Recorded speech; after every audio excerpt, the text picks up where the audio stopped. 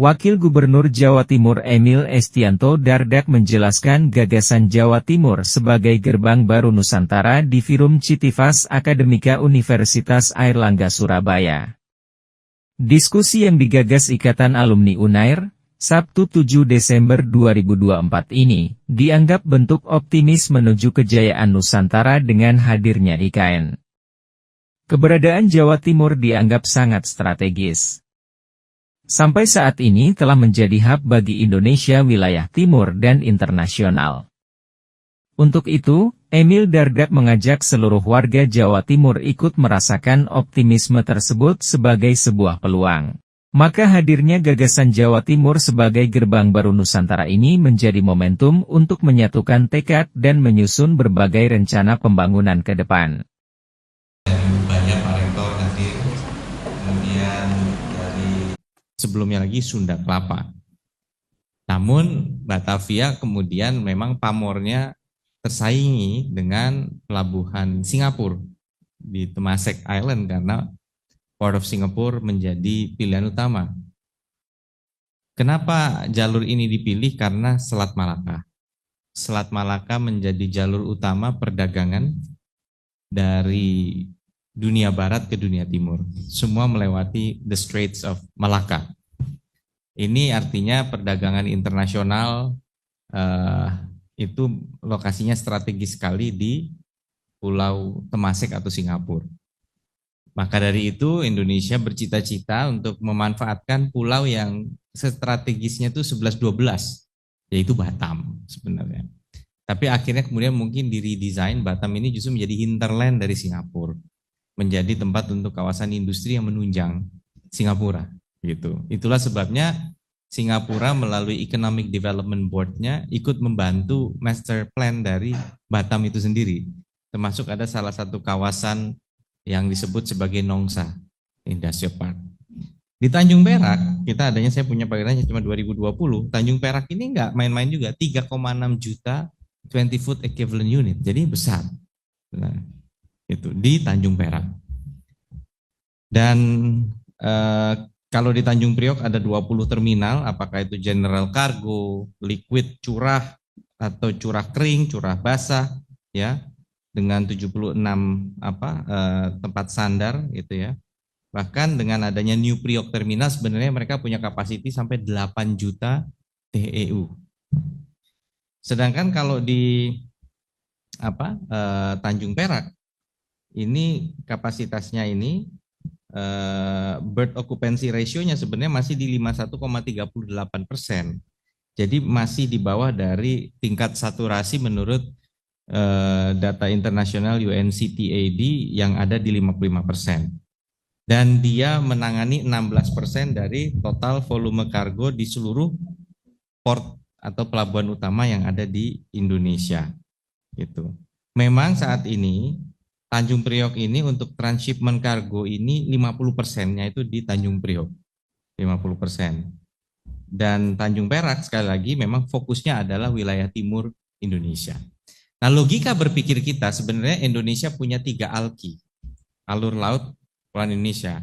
Yang pertama memang Selat Jawa, terus nyambung sampai ke terusan Selat Malaka di antara Sumatera dan Kalimantan dan semenanjung Malaysia. Itu alki 1. Lalu ada alki 2 dan alki 3. Alki 2 ini sebenarnya adalah selat antara Jawa dengan Bali, Kalimantan dengan Sulawesi, dan masuk ke dalam Samudra Pasifik. Terus sampai Filipina, Malaysia dari sisi timur, ya Sarawak ya kalau nggak salah ya, itu. Dan terus sampai ke Filipina, gitu. Di Kalimantannya Nunukan kalau nggak salah ya. Nah ini adalah alur laut Kepulauan Indonesia 3. Lalu yang alki 3-nya, alki 2, alki 3-nya lebih ke timur lagi. Lebih menjangkau wilayah Maluku, Papua, dan juga NTB tadi. Nah inilah yang kemudian kita harapkan memang posisi Indonesia sebagai negara kepulauan dan besarnya populasi Indonesia seyogianya bisa menjadi sebuah daya tarik agar alki 2 ini lebih hidup. Alki 2 lebih hidup untuk international port. Artinya kalau mau ngirim barang itu dari Tanjung Perak ke destinasi di wilayah Asia Pasifik, ya sebenarnya tinggal lewat Alki 2 kan gitu ya.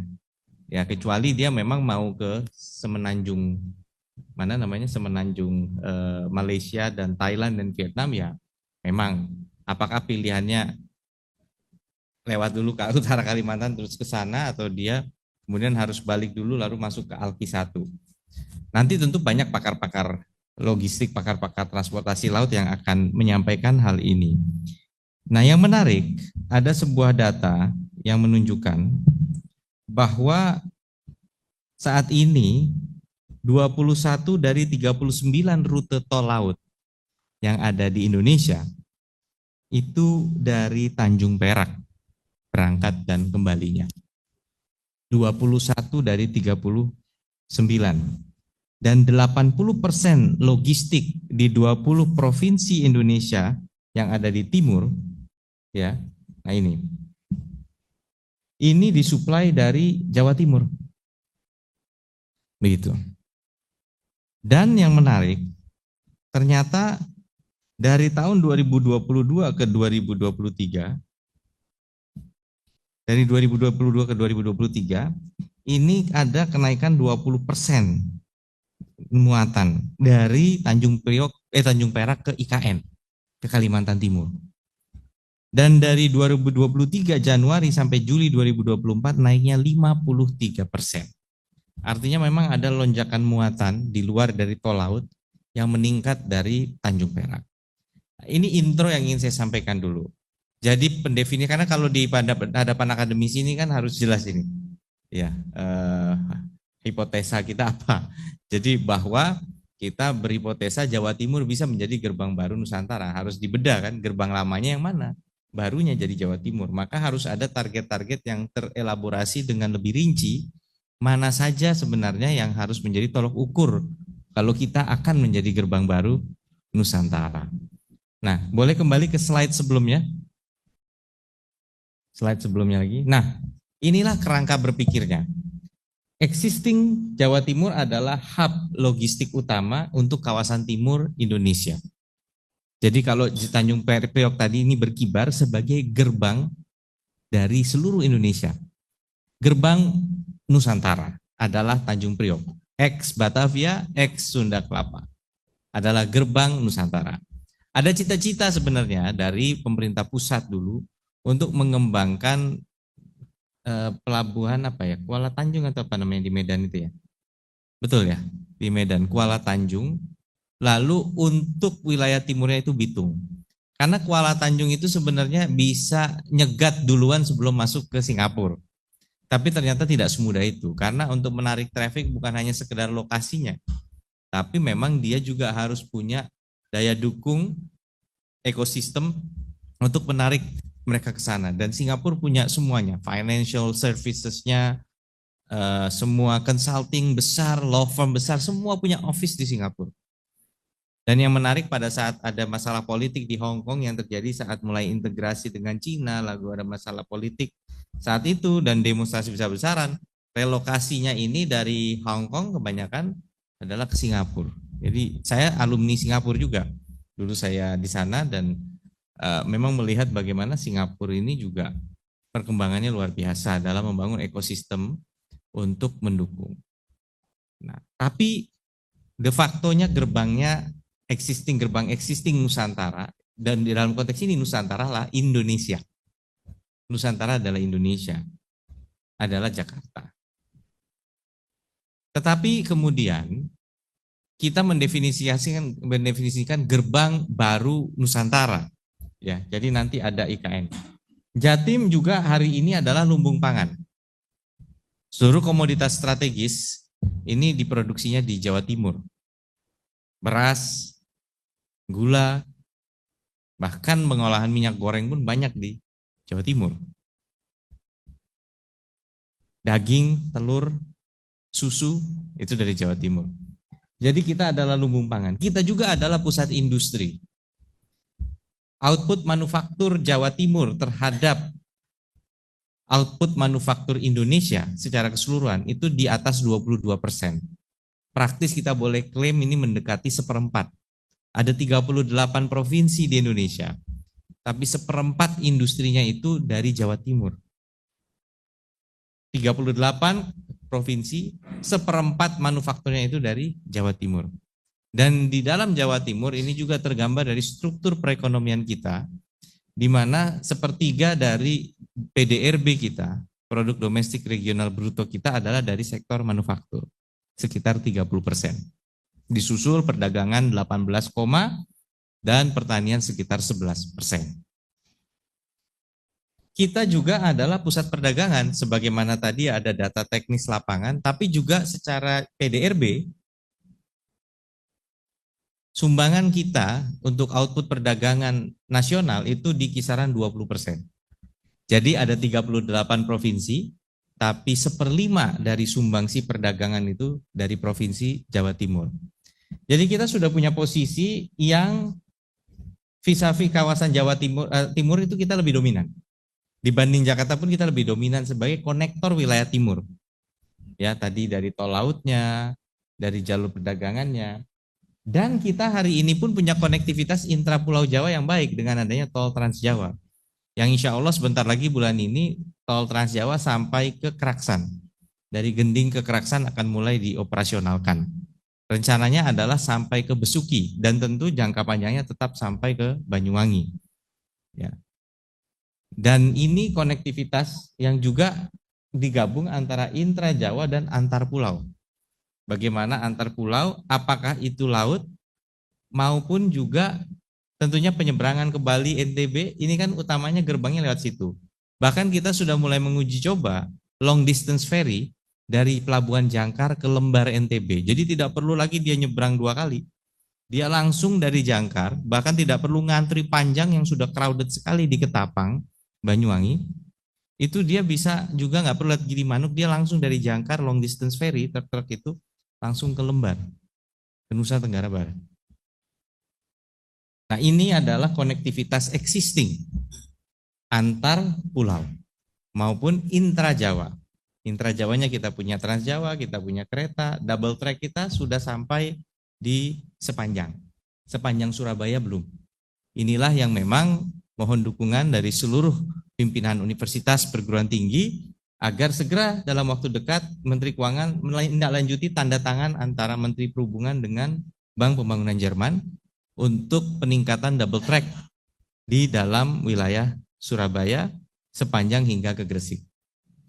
Kalau ini sudah, maka next step-nya adalah Surabaya Malang. Sehingga komuter line dari Surabaya Malang bisa menjadi lebih efektif dan efisien. Kita juga punya konektivitas udara yang lebih baik. Bandara baru di Doho, di Kediri, ini diinisiasi tahun 2016. Waktu itu saya masih Bupati Trenggalek. Dan saat itu hambatan terbesar untuk membangun bandara di wilayah Mataraman, artinya plat AE dan plat AG, itu adalah karena itu wilayah latihan tempur TNI Angkatan Udara dari Lanut Iswahyudi, Madiun. Tetapi kami 8 kepala daerah di wilayah Mataraman, termasuk Bupati Tulungagung, Bupati Kediri, Bupati Pacitan, Bupati Ponorogo, Bupati Magetan, Bupati Madiun, ya, waktu itu yang menandatangani diwakili Wali Kota Kediri, membuat sebuah petisi. Saya mendraft petisi itu, kami paparkan kepada Bapak Menko Polhukam saat itu, Pak Luhut Binsar Panjaitan. Beliau langsung membawa ke rapat kabinet terbatas. Bapak Presiden Jokowi saat itu langsung menyetujui dan meminta kepada Panglima TNI untuk mengizinkan adanya ruang penerbangan sipil di wilayah udara Mataraman. Dan disetujui. Kemudian waktu itu awalnya rencananya di Tulungagung bandaranya, tapi ternyata Gudang Garam tertarik untuk membangun bandara dengan investasi yang lebih besar lagi, maka terbangunlah Bandara Doho. Bandara Doho di Kediri, dan Bandara Doho ini itu luar biasa daya tampungnya dia itu, runway-nya itu sudah 3 km, 3.000 meter. Jadi kapal wide body itu bisa berangkat langsung dari Bandara Kediri. Nah, ini konektivitas, dan Bandara Doho sekarang sudah ada penerbangan ke Jakarta. Dan penerbangan yang dia buka berikutnya adalah ke Balikpapan karena menyambungkan dengan IKN. Jadi kita punya konektivitas dari Kediri, dari Malang, dari Surabaya, dari Banyuwangi. Tinggal optimalisasi Sumeneb dan juga Bandara Jember. Ini konektivitas udara. Menurut saya masih ada satu lagi yang harusnya itu Kangean. Kangean itu harusnya punya bandara juga yang efektif ya. Sekarang kan masih captive aja hanya untuk migasnya. Harusnya dia bisa karena dia punya potensi gitu. Mungkin Surabaya, Sumeneb, Kangean harusnya begitu rutenya. Nah, kemudian apa faktor pengubahnya? Intervening variable-nya adalah ibu kota Nusantara. What happened dengan pengembangan ibu kota Nusantara mendorong pengembangan wilayah timur Indonesia? UNER sendiri sudah pernah melakukan sebuah analisis ya. Analisis mengenai IKN dan waktu itu disampaikan ini dari sisi kependudukan proyeksinya adalah di tahun 2035 nggak terlalu lama dari sekarang ya 10 tahun lagi penduduk Kalimantan Timur akan meningkat dari 3,77 juta menjadi 5,74. Kenapa? Karena penajam pasar utara yang cuma 178.000 orang hari ini diestimasi di 2035 penduduknya menjadi 1,176 juta. Nah, ini baru satu titik itu ibu kota. Dan this is not just any number.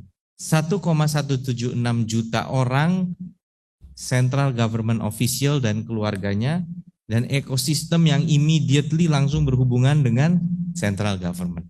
Jadi kita bicara mengenai affluent society. Mereka yang punya tingkat pendidikan tinggi, tingkat ekonomi yang lebih tinggi, itu akan langsung locate di sana. Jadi bukan sekedar banyak orangnya aja, tapi insya Allah mudah-mudahan banyak rezekinya kan gitu. Muternya di wilayah sana. Nah, apakah artinya ini hanya spesifik terhadap Kalimantan Timur? Enggak. Mereka sudah punya grand design. Nanti kita akan ke sana. Grand design-nya karena dari situ ada triangle antara Balikpapan, Samarinda, dan juga IKN. Nah, begitu ini menjadi sebuah tarikan baru, maka kemudian akan ada interaksi ekonomi yang strategis juga dengan Makassar. Dengan Makassar, karena Makassar maupun juga Palu ya, itu mereka punya direct relation ke sana untuk mensuplai pertumbuhan ekonomi. Nah, inilah yang kita anggap bahwa nanti ada pertumbuhan penduduk, bukan hanya di IKN. Dan selama ini manifestasi karir setiap orang yang kuliah dimanapun, apalagi yang di PTN atau tidak di PTN juga, mereka kebanyakan bercita-cita kerja ya larinya ke Jakarta atau Surabaya atau Bandung atau mungkin Semarang. Jarang gitu, saya cita-citanya pengen berkarir di Makassar atau di Medan gitu kan, karena mereka menganggap bahwa kulminasi karir itu di ibu kota. Tapi dengan adanya pemindahan ibu kota, seyogianya terjadi sebuah perpindahan mindset. Nah, ini akan dahsyat impact-nya karena dari berbagai pulau itu mungkin akan lebih konvergen ke wilayah timur, sehingga center of gravity yang tadinya terjadi di Selat Malaka mungkin akan sedikit bergeser ke Alki 2, yaitu dari Selat Bali sampai ke selat antara Kalimantan dan atau jalur antara Kalimantan dan Sulawesi. Itu akan menjadi center point baru bagi Indonesia. Maka terminologi gerbang baru Nusantara ini Nusantara sebagai ibu kota maupun Nusantara dalam konteks Indonesia secara keseluruhan. Nusantaranya punya reorientasi dan gerbang baru bagi Nusantara, bagi Indonesia, dan gerbang baru untuk mensupport ibu kota Nusantara seyogianya harus kita yang ambil sehingga masa depan kita Jatim harus memperkuat konektivitas dengan kawasan timur Indonesia. Apakah itu jalur lautnya, apakah itu jalur udaranya.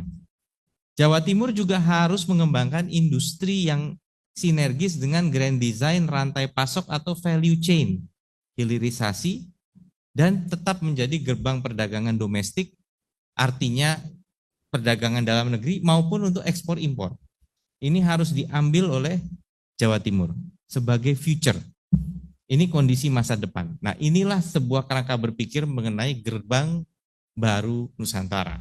Lanjut. Lanjut. Kita sudah jabarkan ini, kita lihat tadi ya. Jadi di Tanjung Perak terus ya sampai Nunukan Tarakan itu kalau ke utara itu Filipina. Utara itu Filipina, terus lagi ke utaranya Filipina Taipei, Taiwan, Cina itu lewat sana. Jangan salah, Selat Malaka ini lagi ketar-ketir. Karena apa? Thailand ini berencana membuat terusan. yang bisa membypass kalau dari barat mau ke mana namanya, mau ke China, itu bisa lewat situ motong, nggak perlu ke selatan dulu lewat semenanjung Malaysia terus dia naik. Tapi masih jadi pembahasan itu ya. Nah, lanjut. Nah, inilah pelabuhan-pelabuhan yang ada di Jawa Timur. Kita ini juga punya banyak pelabuhan. Ya. Ada pelabuhan Probolinggo. Pelabuhan Probolinggo ini sangat strategis untuk mensuplai curah kemana-mana.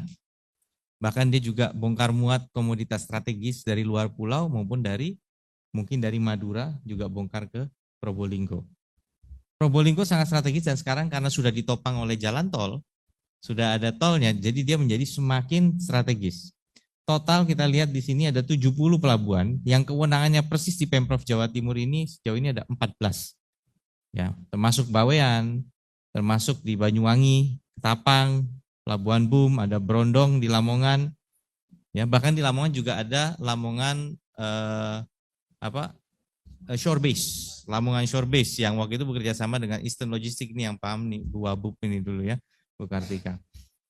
Jadi ini adalah desain kita, lihat kita punya garis pantai yang efektif dan yang masih harus kita coba dorong itu sebenarnya dulu itu adalah di utara dari Bangkalan itu sebenarnya didesain sebagai Tanjung Bumi pelabuhan yang punya sebenarnya efektivitas draft yang lebih efektif, lebih dalam lagi.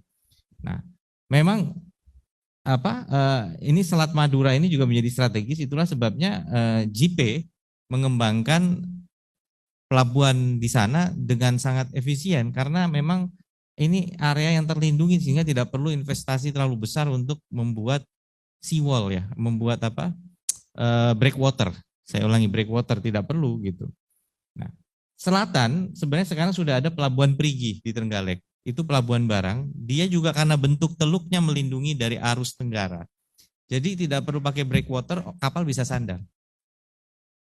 Kalau satu lagi yang punya, karena selatan ini ombaknya kan tinggi. Selatan paling tinggi. Yang seperti itu kondisinya, itu Cilacap.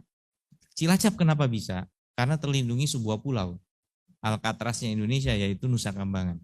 Yang lain kesulitan masih. Nah, bayangan kami sebenarnya Perigi bisa berinteraksi langsung. Jadi kalau ngirim barang, langsung aja ke Tanjung Wangi, ke Lembar, ke Bali itu langsung. Selatan-selatan, south-south. Nggak perlu lagi ngirim dari utara. Ya, bisa selatan-selatan. Ke Cilacap bisa langsung. Sebenarnya 2018 sudah dirintis. Waktu itu kami juga terlibat karena kami yang membuat petisi Bupati Selatan dengan waktu dalam kapasitas sebagai Wakil Ketua Umum Asosiasi Bupati. Nah, ini sudah sempat dirintis pelayaran pertama kalinya dalam sejarah Indonesia dari Cilacap ke Banyuwangi, mengirimkan semen. Lalu di 2019 dari Cilacap ke NTB untuk mensupport rekonstruksi pasca gempa yang ada di NTB. Lanjut. Nah, ini pelabuhan perikanan. Oke, kita lanjut. Nah, inilah keseluruhan infrastruktur pendukung investasi. Ya, keseluruhan infrastruktur pendukung investasi yang ada di Jawa Timur, pelabuhan, udara, dan jalan tol. Karena intermoda ini jadi penting. Punya pelabuhan tapi nggak ada konektivitas daratnya kan tentu percuma. Apalagi sebenarnya yang paling strategis sekarang adalah juga konektivitas kereta dengan pelabuhan. Karena bisa mendorong dry port. Jadi tidak semua harus dibongkar, diproses surat-suratnya itu di pelabuhan, bisa langsung dibawa ke dry port menggunakan kereta atau jalur darat. Sekarang Puspa Agro sebenarnya sudah mendapatkan licensing boleh untuk dia bongkar dan sertifikasi beberapa komoditas di sana. Termasuk balai karantina itu juga ada di Puspa Agro yang ada di Sidoarjo. Total kita punya jalan tol 300 km, stasiun rel kereta api ada 136, bandara mungkin sekarang udah 8 ya, 7 8. Kemudian pelabuhan utama, pelabuhan pengumpul regional, lokal, dan 10 kawasan industri. Ini semua adalah aset kita hari ini untuk mensupport positioning kita pada saat center of gravity-nya bergeser dari barat lebih ke tengah dari kawasan Indonesia. Lanjut. Nah, contoh juga di kawasan saat ini memang separuh dari perekonomian kita itu muternya di kawasan Gerbang Kertasusila Plus. Gresik, Bangkalan, Mojokerto, Surabaya, Sidoarjo, Lamongan itu menyumbang sekitar 46%. Tambahkan Pasuruan itu bisa 55% kurang lebih gitu. Dan ini muter. Maka di kawasan GKS salah satunya aksesibilitas. Kita sudah punya tol KLBM, Krian Legundi Bunder Manyar, cuman belum terkoneksi aja dengan tol Surabaya Gresiknya. Ya. Karena Waskita Karya kelihatannya kesulitan untuk bangun sampai ke Manyar, jadi dia baru sampai Bunder. Waduk Bunder situ. Sebenarnya Bunder itu sudah ketemu dengan tol itu. Jadi kalau kita mau nyambung itu ke Manyar, kita masuk ke tol tol Gresik dulu, baru ke Manyar, pakai tol Surabaya Gresik yang punyanya Marga Bumi. Tapi sebenarnya kalau itu bisa dikonek ya, itu bisa jadi lebih efisien karena yang dari Jawa Tengah menuju ke Surabaya tidak perlu lagi masuk ke Surabaya, sampai di menjelang Krian itu dia tinggal Legundi, dia langsung ambil arah ke Gresik dan sebaliknya juga begitu. Dan yang banyak kawasan industri kan sebenarnya di Jalan Dendels itu di utara. Apa Mas Pion, kawasan industri, ada kawasan Wings Group, ada JP, ada Wilmar, semuanya kan di situ. Nah itu tinggal mereka masuk langsung, ngirim ke Jawa Tengah, kemana tidak perlu lagi crowded lagi lewat Surabaya. Dia bisa langsung bypass dengan adanya ring itu tadi dari Manyar sampai ke Legundi. Legundi sudah dibangun interchange-nya, jadi dia tidak perlu lagi keluar masuk tol, dia bisa interkoneksi langsung ke jalan utama Transjawa. Ya. Dan Transjawa ini sahamnya 30% sudah dibeli oleh Nusantara Infrastruktur sekaligus dari GIC, bukan private equity, sovereign wealth fund lah istilahnya, yang investment fund dari Singapura. Jadi ada rencana untuk memperkuat juga tentunya Transjawa ini. Ada keyakinan bahwa trafficnya akan semakin baik ke depannya. Kita punya umbulan, jadi mohon maaf dengan segala hormat, ada yang bilang harusnya kawasan industri di Jawa Timur disebar, jangan semua difokuskan di Gresik aja. Di ini jangan salah, karena kita sudah punya kapasitas sekitar mendekati 2.000. Ini memang ada penurunan kapasitas debit air di mata air umbulan dari rencana, tetapi dia 4.000 liter per 4.000 ya liter per detik ya nggak salah ya. Nah ini proyek strategis ini mensuplai air bersih ke kawasan-kawasan industri yang dan tentunya rumah tangga yang paling penting juga yang ada di Gresik, Sidoarjo, Surabaya, juga melalui Pasuruan. Lalu yang paling penting kita sudah punya pengolahan limbah B3 yang selama ini hanya ada di Jawa Barat, di Cilengsi. Sekarang untuk pertama kalinya ada di kedua di Indonesia, ada di Jawa Timur, di Dawar Blandong di Mojokerto. Sehingga industri yang berlokasi di sini tidak perlu khawatir mengenai limbah B3 dan memberikan approval untuk limbah B3 sulitnya bukan main. Ini ikhtiar yang sangat lama yang dilakukan, akhirnya terimplementasi, terlaksanakan. Lalu ada proyek-proyek strategis yang akan mendukung kawasan ekonomi khusus. Dan khusus JP itu statusnya adalah KEK, kawasan ekonomi khusus dengan insentif fiskal. Jawa Timur nggak main-main, karena KEK ini sebenarnya harusnya di luar Jawa semua. Tapi Jawa Timur dapat 3. Satu di KEK JP, satu lagi KEK Digital Singosari yang sekarang sudah menjadi Animation Center, Animation Factory, Coding Factory, dan King's College London sudah buka juga Master of Science in Digital Economy di sana. Lanjut. Nah, bagaimana sekarang, ini yang paling penting nih, sebenarnya core dari paparan saya ini adalah bagaimana sih vis-a-vis kita ngelihat antara kawasan timur Indonesia dan Jawa Timur dalam grand design Indonesia ke depan. Maka saya ngintip RPJMN teknokratiknya Indonesia. Nah inilah adalah pembangunan wilayah, ini desainnya. Sumatera dia desain sebagai mata rantai utama bioindustri dan kemaritiman. Jawa larinya ke megalopolis yang unggul, inovatif, inklusif, terintegrasi, dan berkelanjutan. Jadi mau nggak mau memang kita harus mendorong juga daya saing megalopolis. Oleh karena itu Gerbang Kertasusila harus menjadi megapolis yang benar-benar kompetitif, punya daya saing. Gerbang Kertasusila. Kalimantan menjadi super hub ekonomi Nusantara, ini luar biasa. Super hub ekonomi Nusantara Kalimantan. Bali Nusranya super hub pariwisata dan ekonomi kreatif Nusantara.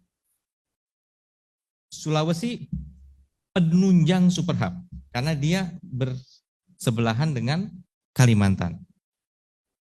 Maluku menjadi kemaritimannya, jadi perikanannya semua lah, ekonomi biru lah, orang ibunya blue economy. Lalu Papua tentunya adalah percepatan pembangunan wilayah Papua.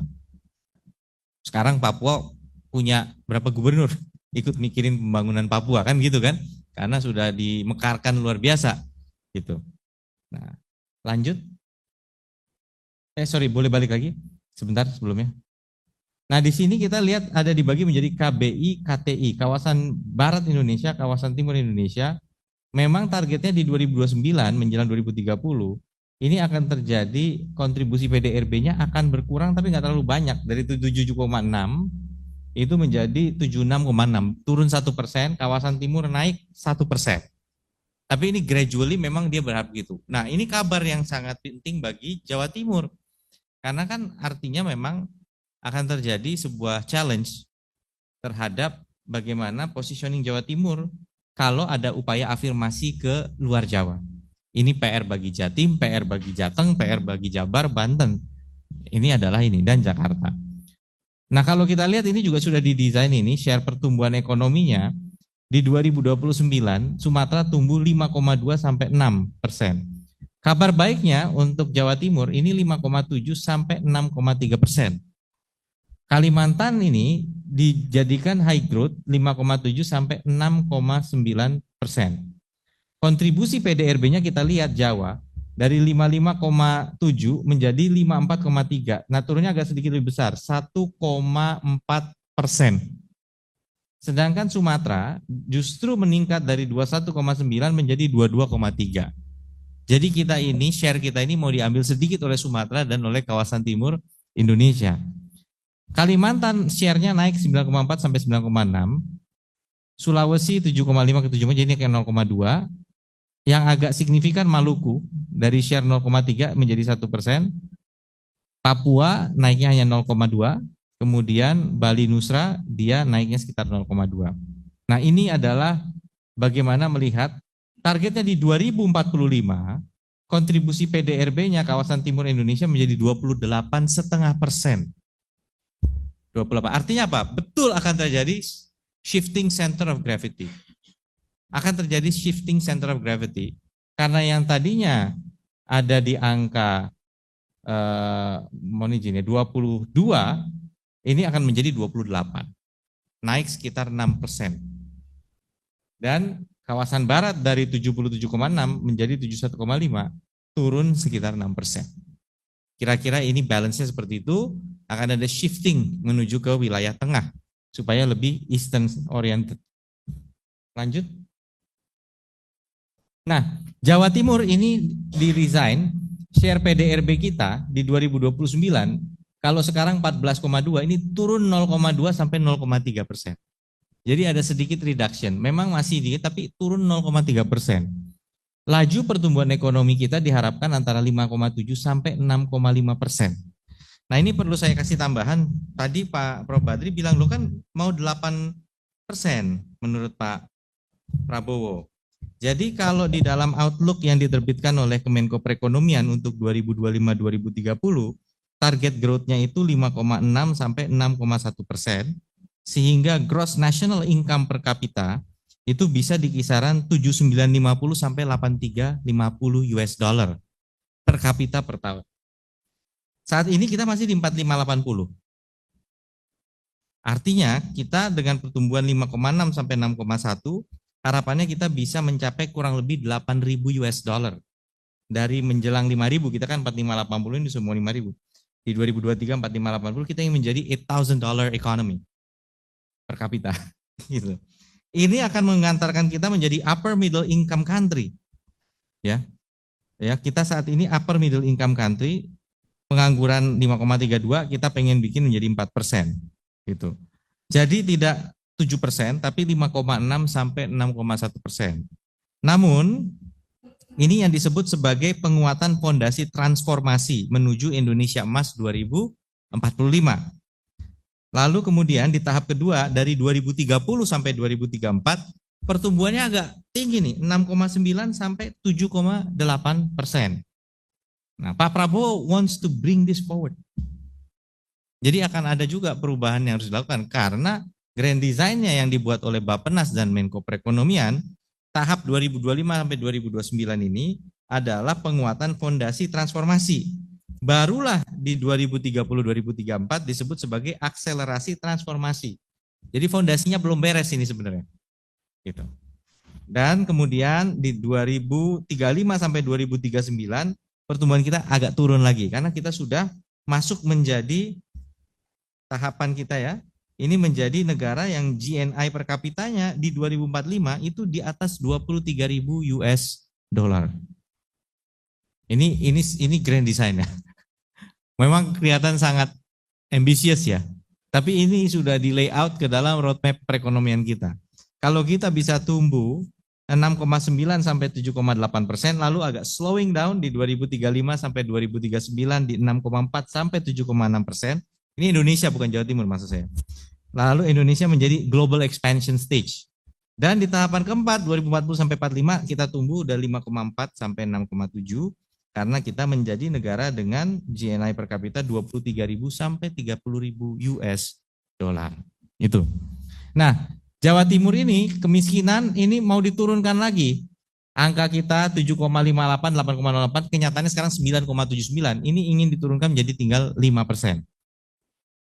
Gini ratio juga harus membaik, tingkat pengangguran, karena kita juga harus ingat, angka 3% pengangguran itu relatif sehat. Karena apa? Selalu ada yang namanya frictional unemployment dan cyclical unemployment. Kira-kira begitu. Jadi every time kita nyurvei akan ada orang yang sedang keluar dari kerjaan untuk nyari kerjaan baru. Gitu. Jadi nggak selamanya. Jadi pengangguran harus nol. Nggak kalau disurvei nggak begitu caranya. Karena ada orang itu job mobility itu terjadi. Gitu. Nah, sosialnya bagaimana menurunkan stunting, meningkatkan rumah sakit, memperkuat pendidikan tinggi, terutama STEAM, Science, Technology, Engineering, Arts, and Mathematics. Nah, di sini makanya disebut ada pilot project, Pak. Probadri, Profnafik, di UNER, ITS, dan UNBRA. Percepatan pembangunan kawasan afirmasi, nggak tahu kenapa namanya Pegunungan Sewu dan Madura. Secara ekonominya, bagaimana Tanjung Perak harus dikembangkan. Hari ini Pelindo sudah dikonsolidasi, dan ini yang menjadi menarik. Ini kesempatan kita. Container port itu holdingnya ada di Jawa Timur untuk yang container bisnis, ya dipegang oleh hubnya kantor pusatnya di Jawa Timur. Nah kemudian kawasan strategis industri di Madiun, Surabaya, Gresik, Probolinggo kita ingin stretching lagi. Maka sekarang kita bersyukur upah minimum di wilayah Probolinggo itu jauh lebih kompetitif dari Pasuruan, sebagaimana Madiun itu jauh lebih kompetitif daripada Mojokerto. Nganjuk jauh lebih kompetitif Mojokerto, sehingga industri padat karya sudah mulai berkembang di sana. Ya, gitu. Melanjutkan pembangunan tol Trans Jawa, ruas Probolinggo, Situbondo Banyuwangi, dan Surabaya Lamongan. Nah, kita sekarang baru punya Surabaya Gresik. Nah, dari Gresik sampai Lamongan ini juga harus dikembangkan minimal sampai Babat lah, sehingga Tuban itu juga terlayani.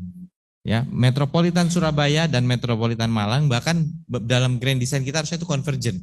Udah ada tol Malang Pandaan, bagaimana keretanya juga terkoneksi dengan baik, sehingga konektivitas Malang ke Surabaya menjadi luar biasa. Ya, nah lanjut, ini ada dia jadi punya transformasi tata kelola, supremasi hukum dan lain-lain ya. Nah lanjut, nah ini Super Hub Kalimantan. Kalbar, beranda depan negara, pusat industri hijau bernilai tambah. Kalteng, lumbung pangan nasional dan pusat konservasi internasional. Kalimantan Selatan, gerbang logistik Kalimantan. Karena mungkin kedekatannya dengan Jawa, masuk dari Kalsel, kemudian dia mensuplai seluruh wilayah Kalimantan. Kaltim sebagai penggerak utama ekonomi kawasan timur Indonesia. Nah, ini yang kita competing nih. Karena di dalam grand design ya kawasan timur Indonesia, penggerak utamanya ada di Kaltim. Bagaimana kita berbagi peran dan bersaing sehat dengan Kalimantan Timur. Kalimantan Utara menjadi beranda depan karena dia kawasan perbatasan dengan Malaysia, dengan Pacific Ocean, lumbung energi baru dan terbarukan karena dia punya potensi hidro yang luar biasa, serta pusat industri hijau karena ditopang oleh energi hijau. Kalau energinya hijau, maka industri hijau itu banyak yang mau di situ karena energinya energi bersih. Jadi banyak sekali pelaku industri yang maunya itu dia listriknya harus dinyalakan dari sumber renewable. Ya. Kemudian tentunya IKN menjadi kota dunia untuk semua. Ini Kalimantan. Nah kita harus vis-a-vis harus melihat nih dengan strategi pengembangan yang didesain oleh Presiden untuk wilayah-wilayah lain. Lanjut. Bagaimana dengan IKN khususnya? Nah ini khususnya IKN. Dari sisi ekonomi aja kita fokus ya. Kerjasama dengan basis sektor ekonomi baru, biosimilar, vaksin, protein nabati, renewable energy. Inovasi dia arahnya di sana. Jadi dia nggak didesain untuk heavy industries. Heavy industries nggak. Pengembangan awal ekowisata, insentif, conference, dia mau main di MICE. Dia juga ingin tolnya interkoneksi Balikpapan Samarindanya kuat. Dan energinya tentunya hijau. Jadi dia mencari tadi, mungkin dia akan kompetitifnya dengan KEK Singosari mungkin karena digital economy. Untung King Scholarship udah diambil duluan, dia mau diambil IKN. Ya. Nah, lanjut.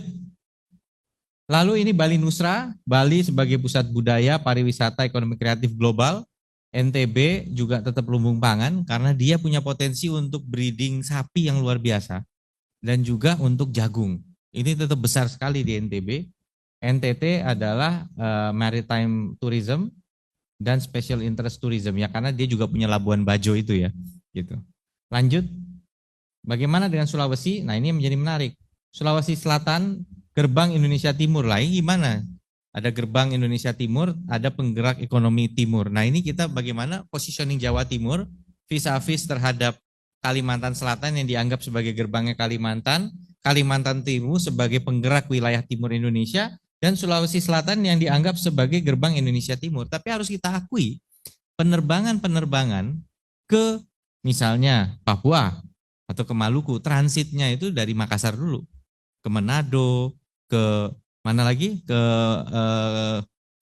Sultra apa kotanya? Ya, Kendari apa? Ya, Kendari. Itu kan dari Makassar semua. Ke Sorong, ke Jayapura itu Makassar semua. Jadi Makassar itu memang kalau untuk penerbangan jadi hub ke timur. Ya.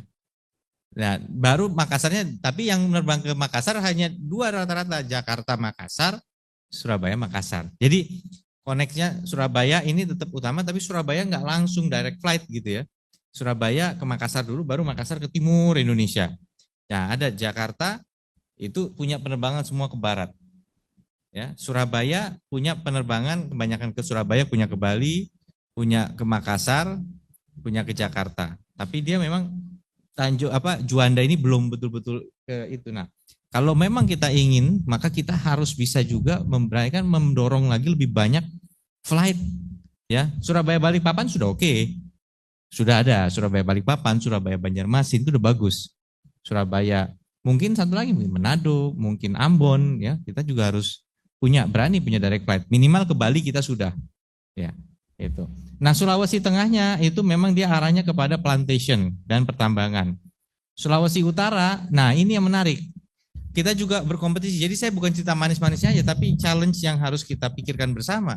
Karena Pak Menteri Perindustrian sudah bilang, untuk mencegah juga terjadinya perdagangan barang-barang yang illegal, ini mereka mau bikin 2 gerbang masuk komoditas khusus. Bitung dan Kuala Tanjung ya. Iya. Hanya 2, barat dan timur. Entry-nya wajib lewat situ. Nggak boleh dia bongkar barang di Tanjung Priok maupun Tanjung Perak. Nah, mudah-mudahan komoditas yang diwajibkan lewat sana itu tidak berdampak kepada daya saing dari pelabuhan kita, mudah-mudahan. Soalnya begini kendalanya, kapal itu kan nggak cuma ngangkut satu komoditas. Nah, artinya kalau kapal itu sudah terlanjur ngangkut komoditas lain, dia suruh mampir dulu, ini kan dipaksa mampir namanya. Itu makanya kita juga harus bicara how viable it is. Ya, apa nanti Indonesia malah menjadi less kompetitif akhirnya gitu kan. Orang jadi males ngirim gitu. Atau komoditas yang ada barang itu ditolak sama shipping lainnya. Yuk kalau ada barang ini enggak deh karena gara-gara kontainer satumu ini saya jadi harus mampir ke Bitung, enggak deh gitu. Jadi mungkin banyak ini sih harus disimulasi oleh pakar-pakarnya ya. Lalu Gorontalo, tanaman pangan dan perkebunan. Sulawesi Tenggara tadi hasil pertambangan, kita tahu juga ini mereka agak kuat untuk masalah smelter. Lalu Sulawesi Barat untuk komoditas perkebunan. Lanjut. Nah, Maluku Utara, nikel, ini mau didorong betul Maluku Utara, sentra perkebunan, pariwisata, Malukunya kemaritiman, perikanan juga. Karena memang ikan-ikan yang top-top itu yang benar-benar ekspor quality banyak ditangkap di wilayah Maluku. Ya, lanjut. Nah, ini kalau Papua, ya kita bisa lihat ya memang mereka inward oriented masih ya. Mereka ingin mendorong perekonomian mereka solid di dalam, dan kebanyakan kita perhatikan agro semua, penguatan agroindustri. Nah, lanjut. Jadi ini kira-kira bagaimana desain nasionalnya, dan kita harus mindful terhadap positioning mereka, bagaimana kita stay ahead of the competition. Maka mari kita kembali lagi ke dalam Jawa Timur. Lanjut. Nah, kita punya RT/RW. RT/RW rencana tata ruang wilayah provinsi yang sudah ditandatangan oleh Bu Khofifah sebagai Perda nomor 10 tahun 2023. Kita ingin Jawa Timur tetap menjadi agrominapolitan karena sepertiga dari tenaga kerja kita tuh bekerjanya masih di sektor pertanian, termasuk perikanan, nelayan, perkebunan, itu masuk di sini, kehutanan. Tapi kita juga harus memperkuat metropolitan kita karena growth driver untuk inovasi, suka maupun tidak suka, ya tetap metropolis.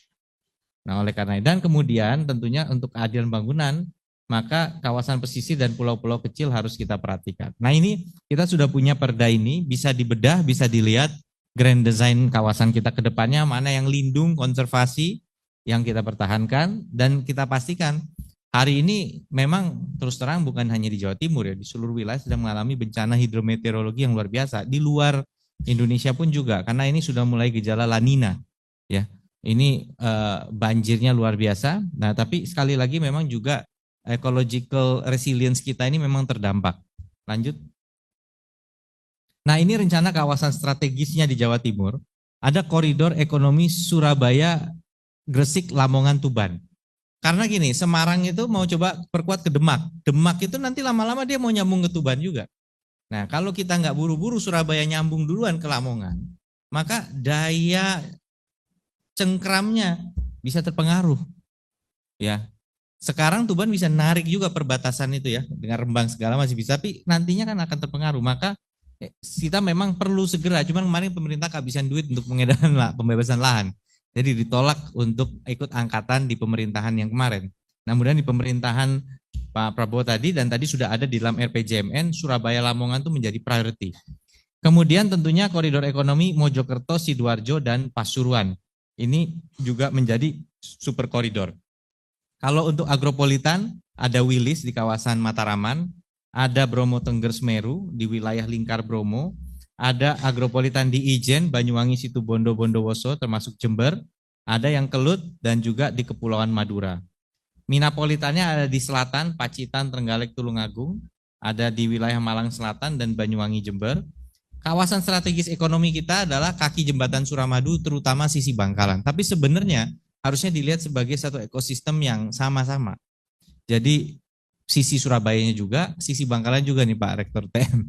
Ya, jadi itu sebenarnya cuman dulu ya memang agak kesulitan untuk mendapatkan supportnya dari sisi Surabayanya. Bagaimana kita mau menyelaraskan? Ini kan sama-sama wajah sebenarnya yang cantik ini ya di dalam jembatan Suramadu. Jadi sisi Surabaya juga harusnya dan sebenarnya sangat memungkinkan nih dari Hang Tuah bisa Pak Rektor ini karena banyak kawasan-kawasan strategik TNI AL yang sebenarnya Pangko Armada maupun juga Gubernur AL sangat terbuka untuk mengintegrasikan itu sebagai kawasan ini juga kawasan yang bisa mengungkit ekonomi wilayah. Gitu. Lalu kemudian koridor metropolis. Nah ini koridor metropolitan Surabaya Malang. Jadi Surabaya ke Pandaan, Pandaan kemudian ada Lipi ada kawasan Lipi, ada Candawilwatikta, ada KEK Singosari sampai ke Malang. Nah ini semua ini Surabaya Malang ini harusnya menjadi interkoneksi yang sangat strategis. Kita nyebutnya koridor 4.0 sebenarnya dulu. Ya, nah lanjut. Kemudian tentu Das Bengawan Solo, Das Berantas dan kawasan konservasi mata air Umbulan ini kawasan strategis kita. Karena Umbulan mensuplai air strategis ke seluruh wilayah di Surabaya, Sidoarjo, Gresik, Pasuruan. Lanjut. Nah ini panjangnya arah kebijakan bangunan Provinsi Jawa Timur, nanti kita apa ada di Perda mengenai RPJPD 2025 sampai 2045. Ini Perda nomor 5 tahun 2024. Dari mulai infrastruktur perkotaan, kawasan metropolisnya di mana, keseimbangan bangunan ini semua sudah ada grand design-nya di sini termasuk wilayah pertumbuhan strategisnya. Lanjut. Nah, ini kita gambarkan bisa kita bagi menjadi Bromo Tengger Semeru, Gerbang Kertasusila Plus, dan Selingkar Wilis lintas selatan. Kalau kita membangun gerbang Kertasusila, kita akan mengungkit juga melalui Bangkalan kawasan Madura secara keseluruhan. Maka pelebaran jalan yang sekarang ini kan sudah sampai Pasar Tanah Merah. Nah itu harus terus dilanjutkan itu sampai ke Blega. Itu harus lebar. Itu akan membantu konektivitas yang ada di kawasan Madura. Ya. Nah begitu pula kalau kita mendorong Bromo Tengger Semeru, maka dari sisi Lumajang dan Probolinggo akan mengungkit Situbondo dan Jember. Karena mereka memang jadi satu kesatuan sistem. Jadi ini adalah integrasi RT RW kawasannya. Ya, lanjut. Ini pusat kegiatan wilayah dan PKN. Kalau national centernya adalah Malang dan Gerbang Kertaswila. Karena ini memang punya daya saing. Bayangkan, kalau Jawa Timur menyumbang 1/6 perekonomian Indonesia, kemudian GKS Plus menyumbang lebih dari separuhnya, maka kita bicara sekitar 1/12, di buletin ke atas hampir 10%. Hampir 10% dari perekonomian nasional itu muternya di wilayah GKS Plus. Inilah sebabnya kita juga harus berpikir jauh mengenai pembangunan di wilayah ini. Bagaimana kita mengatasi masalah banjir Kali Lamong, banjir Bengawan Solo, Bengawan Jero, ini semua harus jadi prioritas. Banjir di Kaliwelang Rejoso, ya. Nah, baru ada pusat kegiatan wilayah yang mensupport PKN. Apakah itu di Banyuwangi, Bojonegoro, di Trenggalek, di Tulungagung, di Sumeneb. Nah, ini semua sudah di layout di sini. Lanjut. Nah, ada di Pak Prabowo sempat menyampaikan pengen dalam waktu 2025 ini proyek strategis nasional bisa selesai semua. Nah, ini yang ada di dalam list PSN, ini rata-rata udah beroperasi semua. Yang masih proses Kediri Kertosono. Dan ini penting karena ini akan menjadi konektor selatan utara dari Kertosono ke Kediri sampai ke Tulungagung. Ini sedang pembebasan lahan. Tol Probolinggo Banyuwangi ini baru kuat sampai Besuki. Kita punya PR dari Besuki sampai ke Banyuwangi karena di wilayah Baluran itu kelihatannya harus elevated, tidak boleh jalan yang kemudian memotong dan memisahkan sisi barat dan timur Taman Baluran. Jadi ini masih ada PR besar untuk bagaimana kita meneruskan dari Besuki sampai ke Banyuwangi, atau minimal kalau Besuki sampai ke situ Bondo Asem Bagus masih oke. Asem Bagus ke Banyuwanginya ini yang mungkin masih PR. Ya, kemudian untuk kereta api ini Jakarta Surabaya, ya, jadi menjadi target berikutnya setelah WUS sudah melayani Jakarta Bandung. Lalu double track Jawa Selatan ini tadi sepanjang ke arah Surabaya yang justru belum. Ada lagi baru Surabaya Waterfront lagi dikaji dari pusat. Bandara Kediri sudah beroperasi, spam reguler Umbulan sudah, tapi ada PR. Bendungan Bagong dan Karangnongko ini yang masih progres. Karangnongko ini bahkan masih agak panjang ininya, ya. Nah, lanjut. Nah, ini jaringan jalan tol tadi sudah saya paparkan.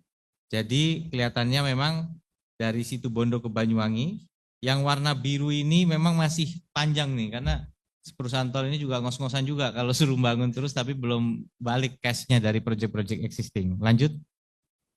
Ya, ini double track Jawa Selatan, saya sampaikan tadi menyisakan 15 kilo lagi untuk sampai ke Wonokromo Surabaya. Ya. Oke, boleh diin lagi slide-nya.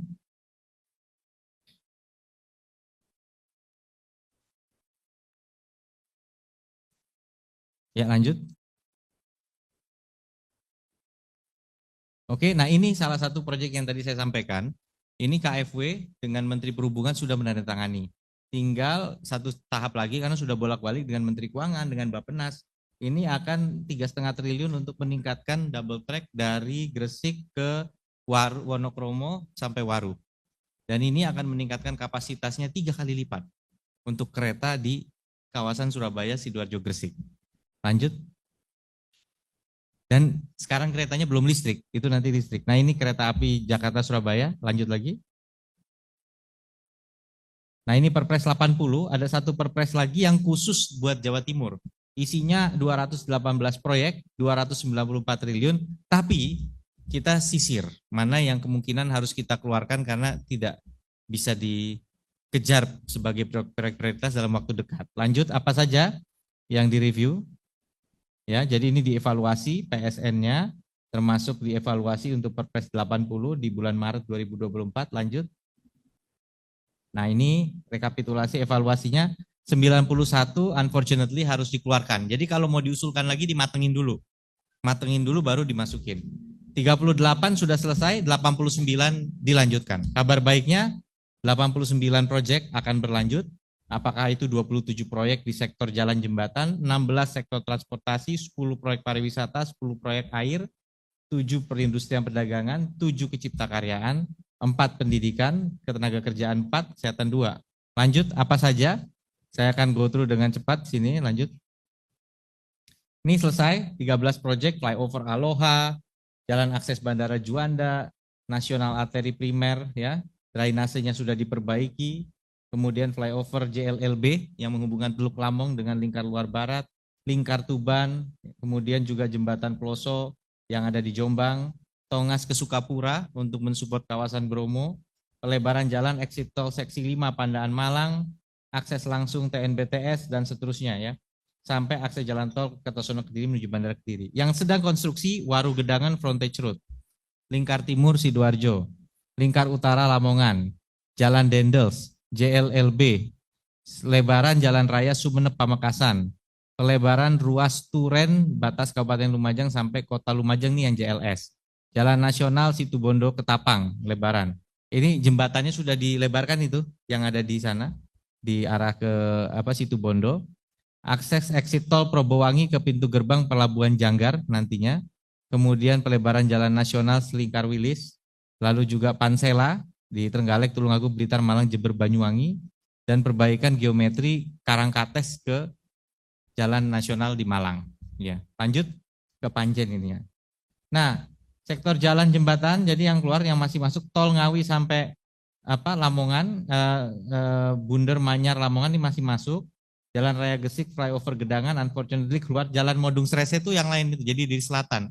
Modung Srese yang nyambung Sampang, karena Bangkalan belum siap sama sekali lahannya. Jadi kita tunggu dulu Pak Rektor UTM sampai siap lahan dulu, clear, baru kita bisa jalan. Pak Haji di komplain juga karena dia sebenarnya udah siap lahannya. Tinggal nyambung jembatan itu, kalau lewat Modung Srese ke jalan ke kaki jembatan Suramadu, motongnya luar biasa cepat sebenarnya. Kemudian Jalan tol Probolinggo Lumajang enggak, tapi sekarang sudah tertolong dengan lebarnya Jalan Probolinggo Lumajang.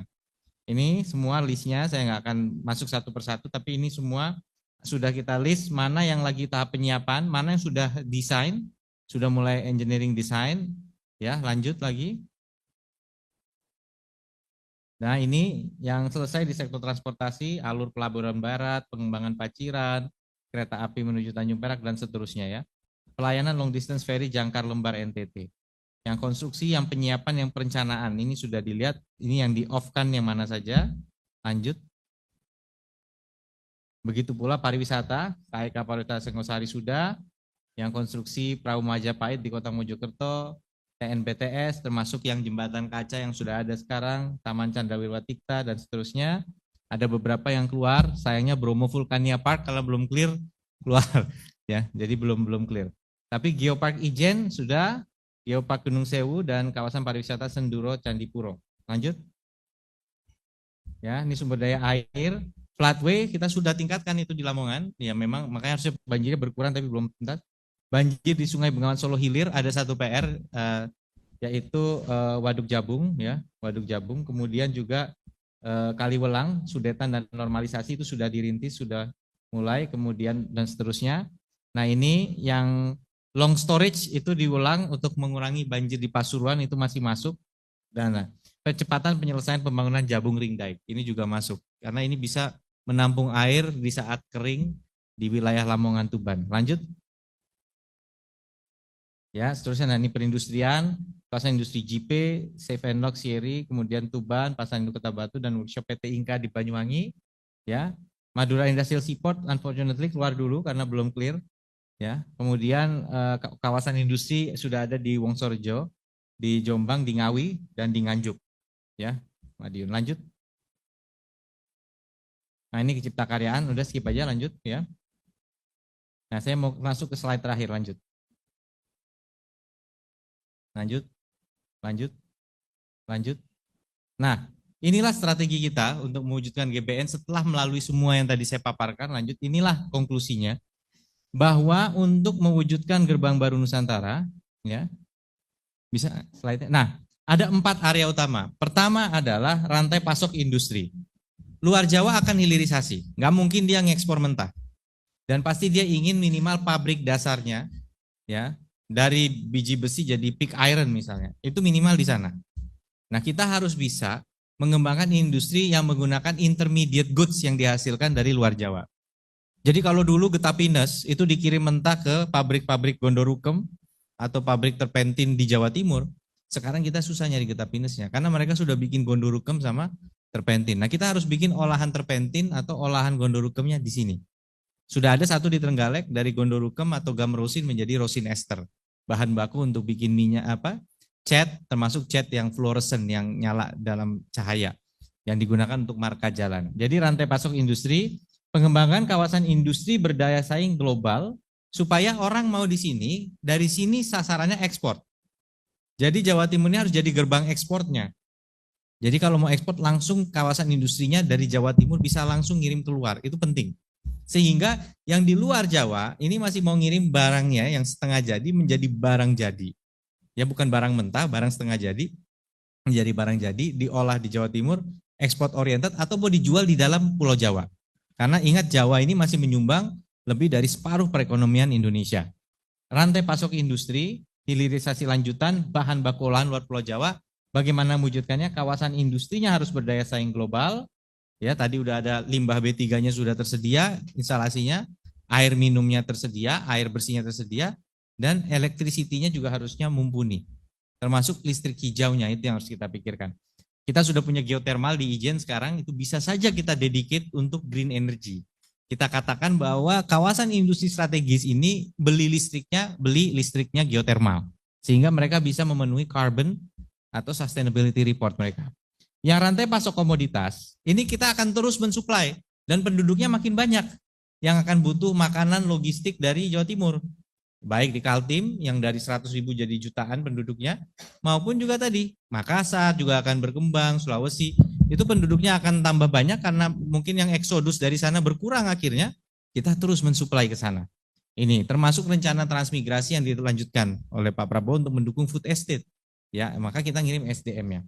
Tapi komoditas strategis kita akan kirim. Nah, bedanya dulu kita ngirim barang nggak ada barang balik. Nah, kalau misalnya kita bisa sinergikan antara barang setengah jadinya dengan logistik, maka dengan komoditas strategis jalur lautnya jadi lebih efisien karena nggak ngirim barang satu arah, tapi jadi dua arah. Dari luar juga ngirim ke sini. Yang berikutnya mobilitas warga. Karena kita ingin kedekatan penduduk kan pasti harus saling berpergian. Maka konektivitas udara, laut untuk tenaga kerja musiman, kita mungkin akan banyak ngirim tenaga kerja musiman ke sana. Mereka yang kerja musiman, saya bicara dengan grupnya Triputra, ini adalah grup yang di setup keluarganya Pak TP Rahmat dulu di Astra. Mereka banyak ambil tenaga kerja, tapi berapa bulan sekali mereka pulang ke Jawa Timur. Jadi konsepnya musiman aja. Mereka tetap berdomisili di Jawa Timur, pergi ke sana musiman, balik. Itu bawa istilahnya devisa untuk Jawa Timur itu. Ya. Nah ini kalau kita punya penguatan jalur udara dan laut untuk tenaga kerja musiman dari Jatim keluar Pulau Jawa dan pelaku usaha mau traveling lebih gampang. Surabaya, Balikpapan, Banjarmasin, Makassar oke hari ini. Apakah perlu kita tambah? Nah itu yang kita. Nah pengembangan ekonomi kawasan timur Indonesia akan membutuhkan mobilitas itu tadi. Baik itu airline maupun mungkin juga jalur laut. Dan kawasan intrapulau, konektivitas intrapulau Jawa dan konektivitas ekspor pelabuhan utama. Maka penguatan. Nah Tanjung Perak itu jangan sampai penuh gara-gara domestic trade. Jadi beberapa sekarang sudah ada yang dilayani langsung di JP, yang curah mungkin akan coba didorong juga ke arah Probolinggo misalnya. Sehingga ini bisa mengurangi congestion yang terjadi di Tanjung Perak tadi. Konektivitas ekspor kita perkuat, intra Pulau Jawa juga tentunya dengan adanya Trans Jawa, dengan adanya kereta Jakarta-Surabaya, ini akan membuat kita bukan hanya kuat dengan wilayah timur, tapi di dalam Jawanya juga kita kuat untuk tapping potensi ekonomi yang paling utama yang ada di Pulau Jawa di Indonesia ini. Saya pikir itu mudah-mudahan bisa memberikan gambaran. Terima kasih sekali lagi. Mohon bantuan dan dukungannya untuk cita-cita besar kita bersama ini. Assalamualaikum warahmatullahi wabarakatuh. Baik, akan kami pandu untuk sesi dokumentasi 1, 2, 3.